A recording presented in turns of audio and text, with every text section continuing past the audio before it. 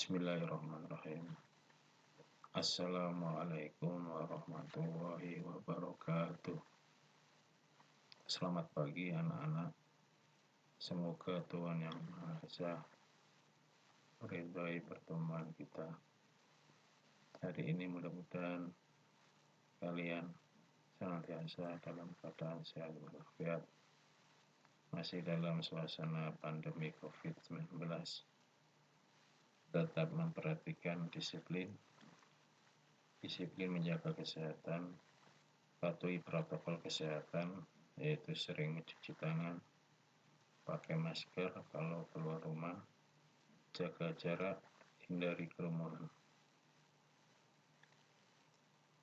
Sebelum memulai pelajaran, marilah kita berdoa menurut agama dan kepercayaan masing-masing.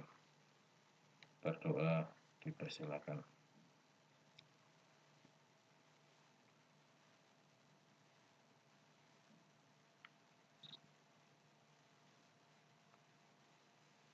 Berdoa selesai.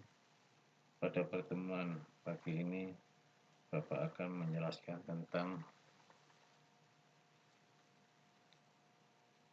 sifat-sifat gelombang elektromagnetik.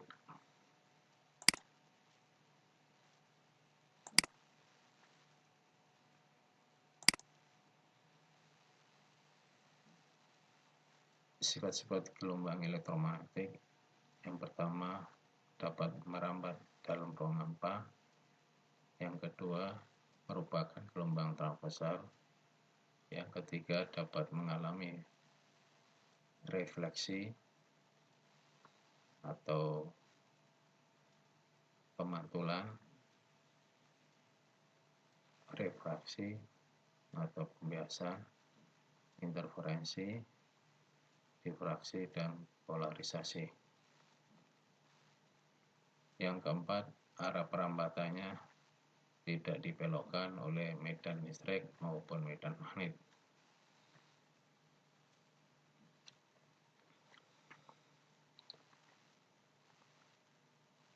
Untuk urutan spektrum gelombang elektromagnetik dari frekuensi kecil ke besar, yang pertama adalah gelombang radio, yang kedua gelombang TV, yang ketiga gelombang radar, yang keempat sinar inframerah, yang kelima cahaya tampak, yang keenam sinar ultraviolet, yang ketujuh sinar X, yang kedelapan sinar gamma.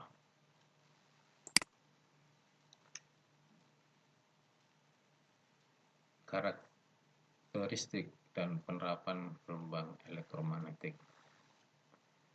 Yang pertama, sinar gamma. Karakteristiknya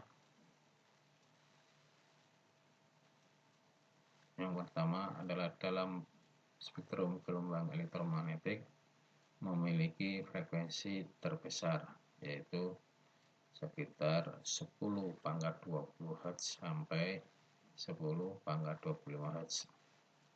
Yang kedua, panjang gelombangnya sekitar 10⁻5 nanometer sampai 10⁻1 nanometer. Yang ketiga, memiliki daya tembus yang sangat kuat. Ini diberikan gambar stroberi, ya, dimasukkan ke dalam gelas. Dibuatlah makan minuman stroberi ini. Nah, manfaat daripada gelombang elektromagnetik yaitu sinar gamma. Yang pertama adalah steril makanan. Yang kedua, sebagai bahan radioterapi. Yang ketiga, sebagai pengontrol ketebalan logam.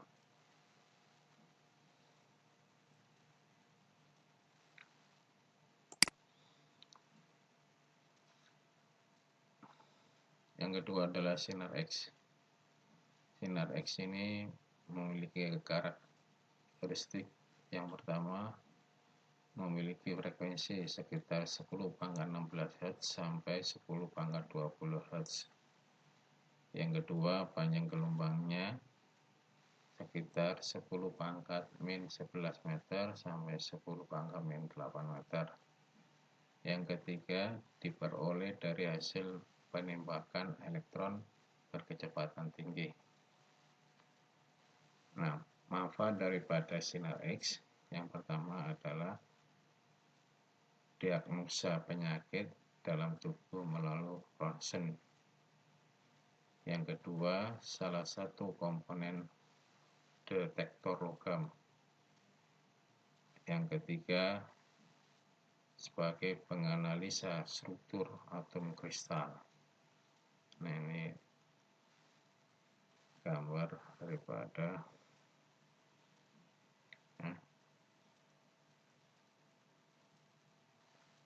mendiagnosis penyakit dalam.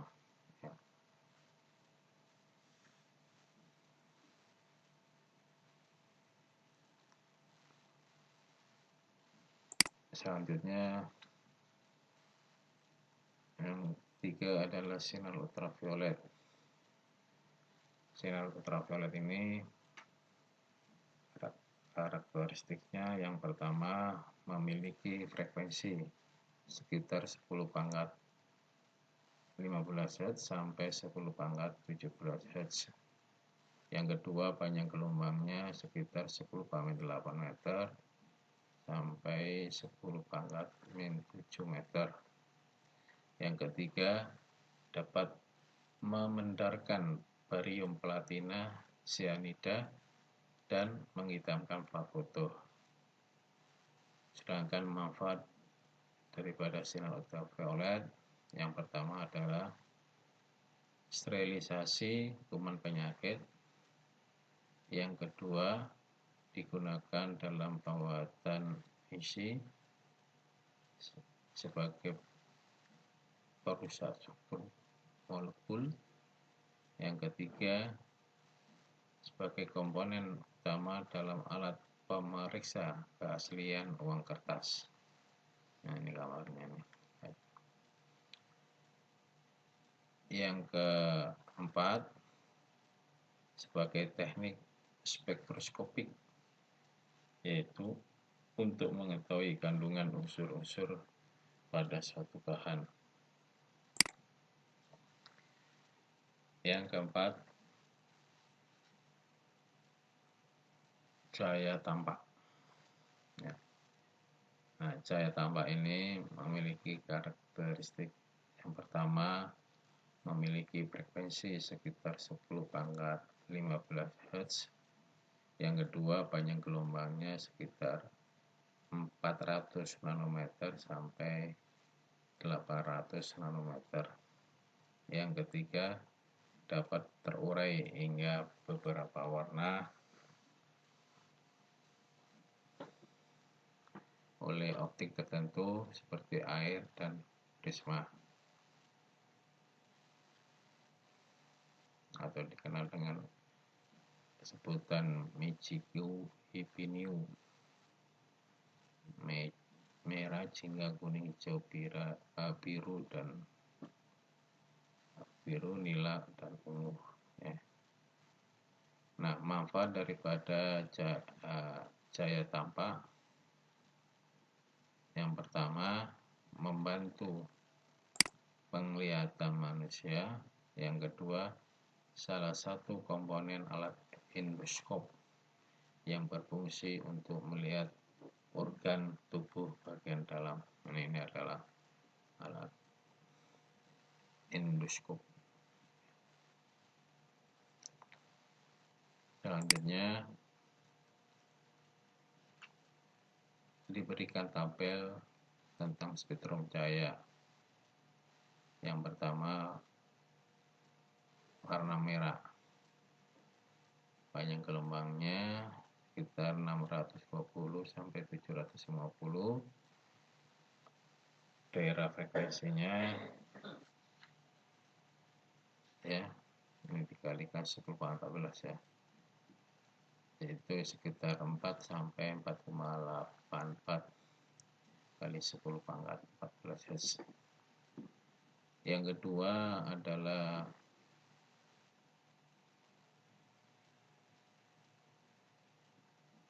spektrum cahaya jingga. Daerah panjang gelombangnya 590 sampai 620 nanometer, frekuensinya 4,84 sampai 5,08 kali 10/14 Hz. Yang ketiga, spektrum cahaya kuning. Panjang gelombangnya sekitar 570 sampai 590 nanometer, sedangkan daerah frekuensinya sekitar 5,08 sampai 5,26 kali 10/14 Hz. Yang keempat yaitu spektrum cahaya hijau. Panjang gelombangnya 495 sampai 570 nanometer, frekuensinya 5,26 sampai 6,06 kali 10/14 Hz. Yang kelima, spektrum cahaya biru. Panjang gelombangnya 450 sampai 495 nanometer, frekuensinya 6,06 sampai 6,68 kali 10/14 Hz. Yang keenam, spektrum cahaya ungu. Panjang gelombangnya sekitar 380 sampai 450, sedangkan frekuensinya sekitar 6,68 sampai 7,89 kali 10/14 Hz.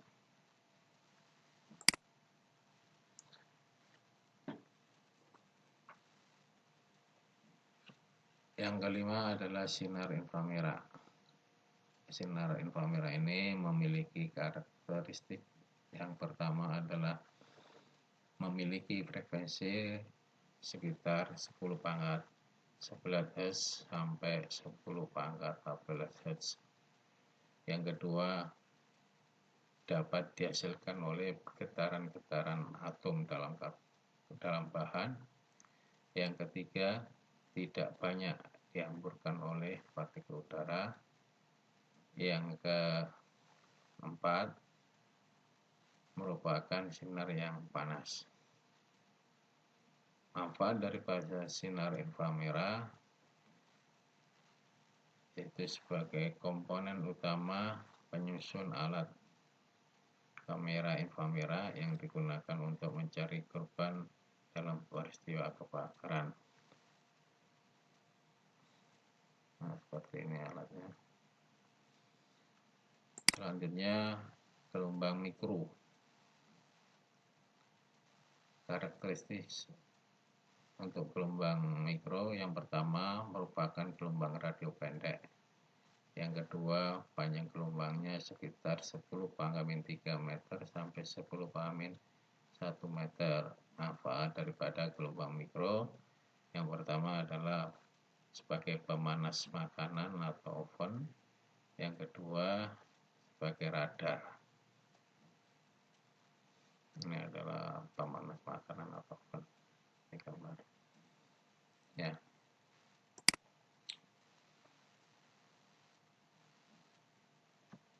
Misalnya, selang waktu antara pemancar dan penerima radar adalah delta T, kecepatan perampatan radar C, maka jarak sasaran dari pemancaran radar adalah S sama dengan C kecil kali delta T kecil dibagi 2. Nah, ini adalah aplikasi daripada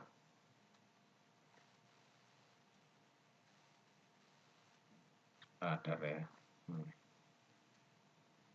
Ini biasanya dipakai di dalam pemantauan di bandara ya.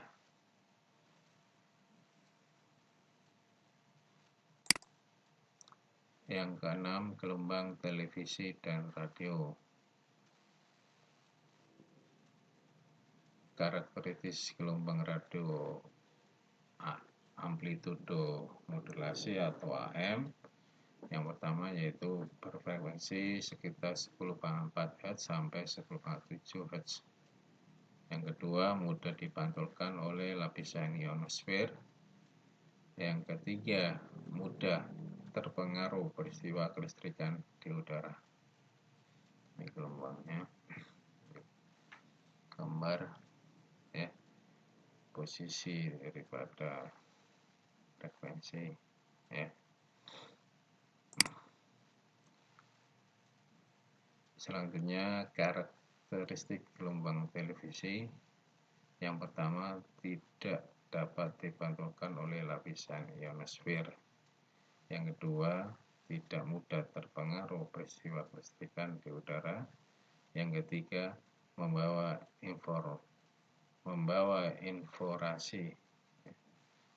informasi berupa suara dan gambar. Jadi ini adalah kita keluarga ini menikmati tayangan di TV.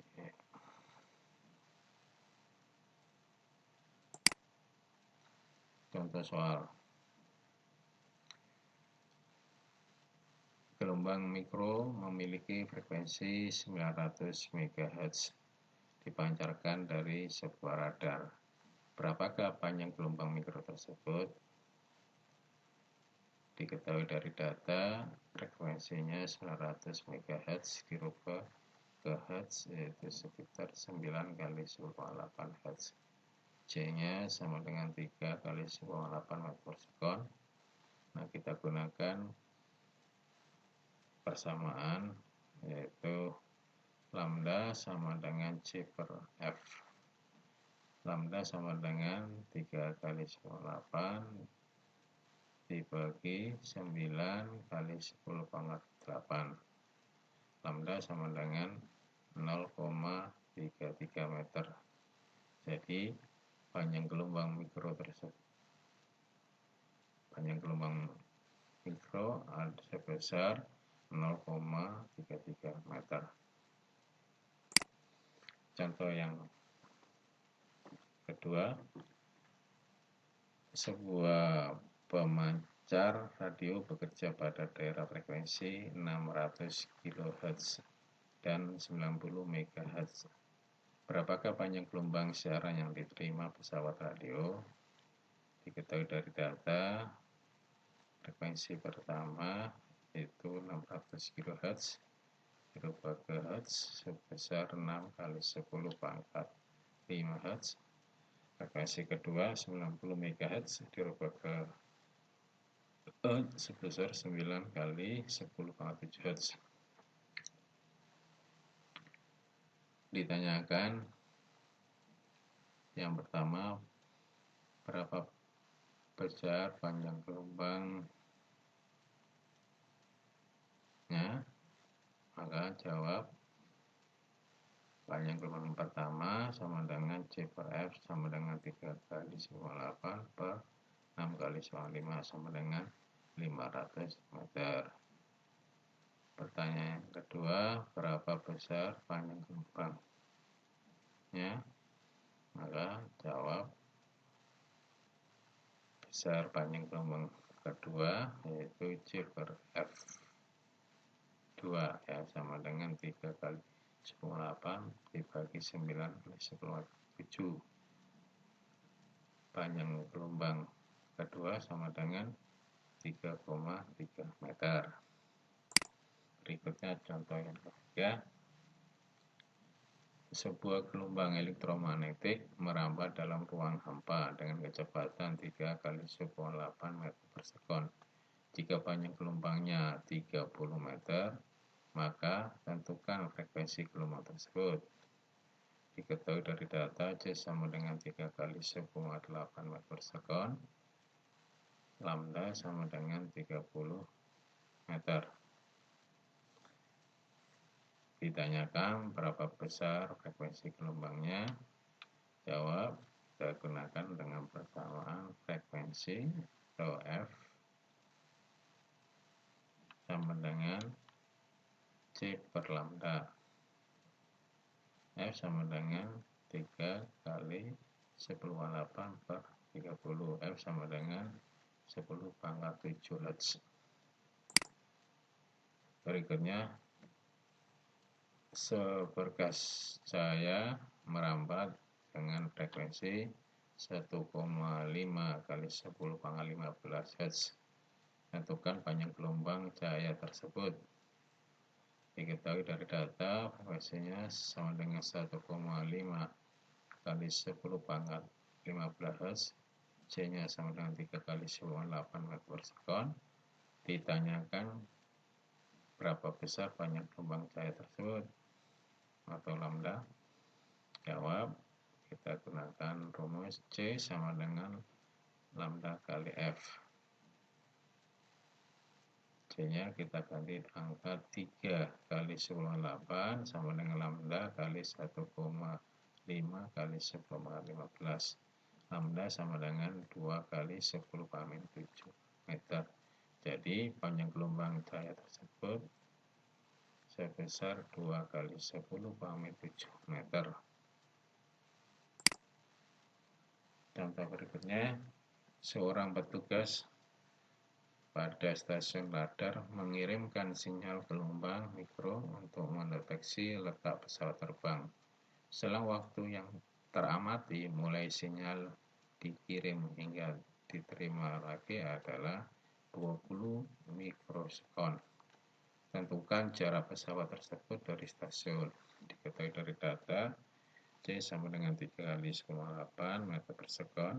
Delta T sama dengan 20 mikrosekon sama dengan 20 kali 10⁻6 sekon. Ditanyakan S atau jarak pesawat tersebut dari stasiun. Jawab, kita gunakan persamaan S sama dengan C dikalikan delta T per 2. S sama dengan 3 kali 10⁸ dikalikan 20 kali 10⁻6 dibagi 2. S sama dengan 3000 meter. Jadi jarak pesawat tersebut dari stasiun adalah 3000 meter. Demikianlah penjelasan tentang gelombang elektromagnetik dan aplikasinya. Semoga kalian bisa pahami. Dan nanti ada tugas di dalam Google Form yang harus kalian kerjakan.